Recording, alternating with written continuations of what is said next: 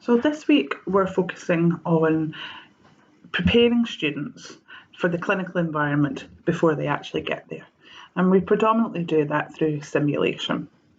So if you haven't already done so, I'd like you to take some time this week to observe a clinical simulation session. We often call these clinical skills sessions. That tends to be the terminology used in medical and dental education, but you might know it as a simulation session or something along those lines. Basically, any teaching session that's allowing students to build up their clinical skills without actually having a real life patient sat in front of them. So the kind of things I'd like you to be looking out for whilst you're doing your observation is, does the tutor have their aims and learning outcomes ready and available, ideally prior to the session? Is there a lesson plan?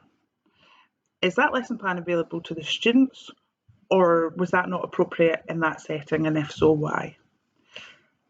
Are all the learning materials available? That might be things made available to students in advance of the session. Maybe it's having some kind of visual learning tool during the session. Are they all available and set up and ready to go?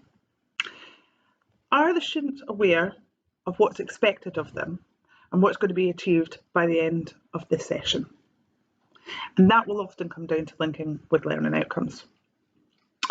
Does the tutor have some demonstrations to do? And if so, how did they do that demonstration?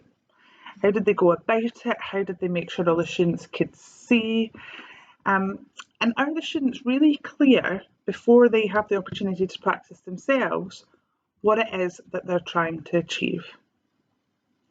Another interesting thing to observe is how the tutor approaches the student who's not managing, and how do you get the student from the point of not being able to do something to be able to do it?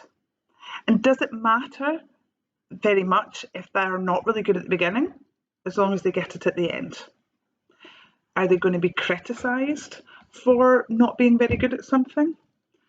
And eventually, at the end of the session, how does the entire student body, but particularly the student who maybe was struggling at first, how do they feel about what they've achieved? Think as well about the students as a group. Do they get a chance to speak to each other and share their experiences? So observing a clinical skills session is really the main task for this week, and thinking about that list of things that I've given you, making notes as you go, and then taking time to reflect on the session afterwards. I would also recommend you speak with the person who's running the session, both before and afterwards, so that you can hear their reflections on it.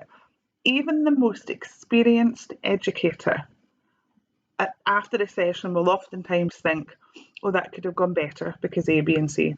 Or maybe they'll think, actually, that maybe is the best I've ever done that, again, because of A, B, and C.